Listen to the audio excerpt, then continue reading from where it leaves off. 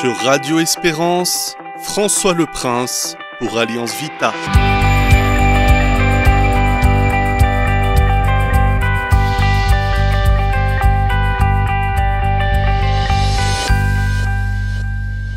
Chers auditeurs de Radio Espérance, bonjour. Pour la première fois en 2024, le nombre de décès a rattrapé celui des naissances en France. Quelques chiffres. Le nombre total de naissances est en baisse continue depuis 2010 en France métropolitaine. À cette date, le nombre atteignait 832 000 naissances. En 2024, un plus bas historique est atteint avec 663 000 bébés. Sans tenir compte de flux migratoires, les démographes considèrent que le seuil de 2,05 enfants par femme correspond au niveau qui permet à la population de ne pas baisser à terme.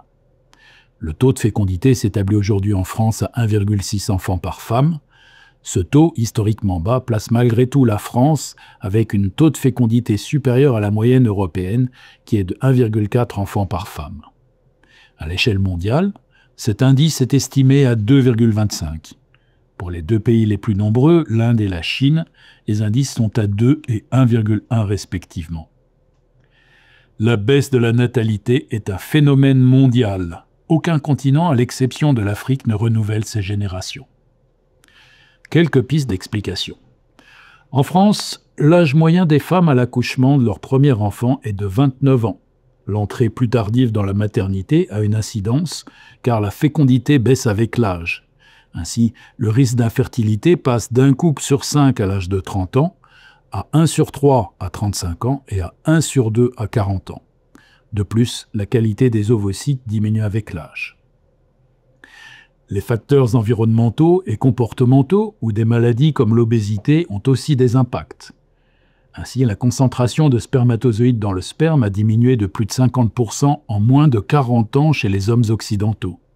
La liste des substances chimiques soupçonnées d'avoir un effet sur la spermatogénèse est longue. Des freins économiques, sociaux et psychologiques contribuent à la baisse de natalité.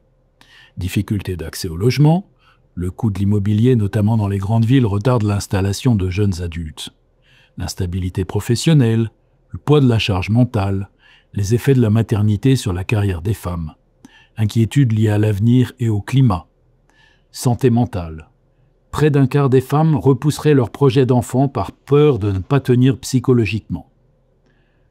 On observe aussi une importance accrue accordée à des objectifs de vie autres que la famille et les enfants.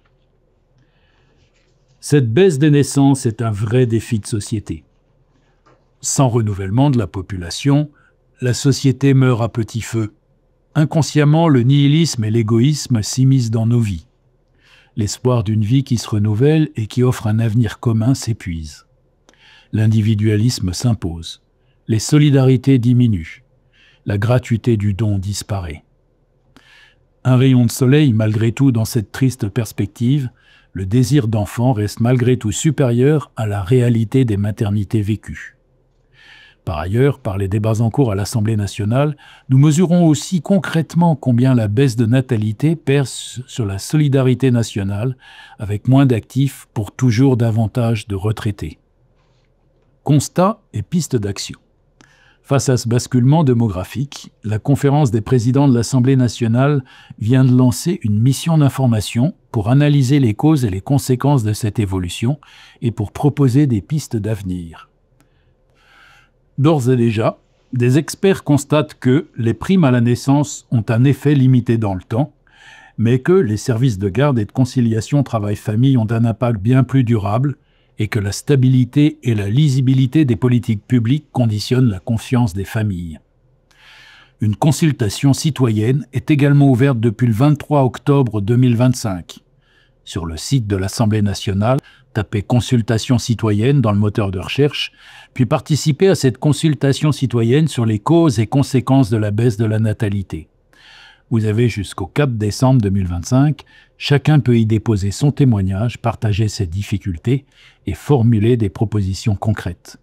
Les contributions alimenteront le rapport final de cette mission d'information. En conclusion, la baisse de la natalité ne se résume pas à un indicateur démographique.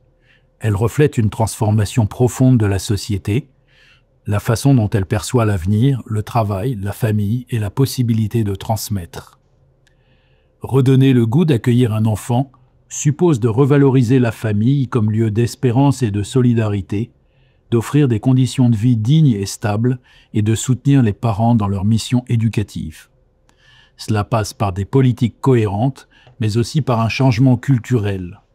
Reconnaître la valeur inestimable de chaque naissance, non comme un indicateur économique, mais comme une promesse d'avenir. À la semaine prochaine avec Alliance Vita.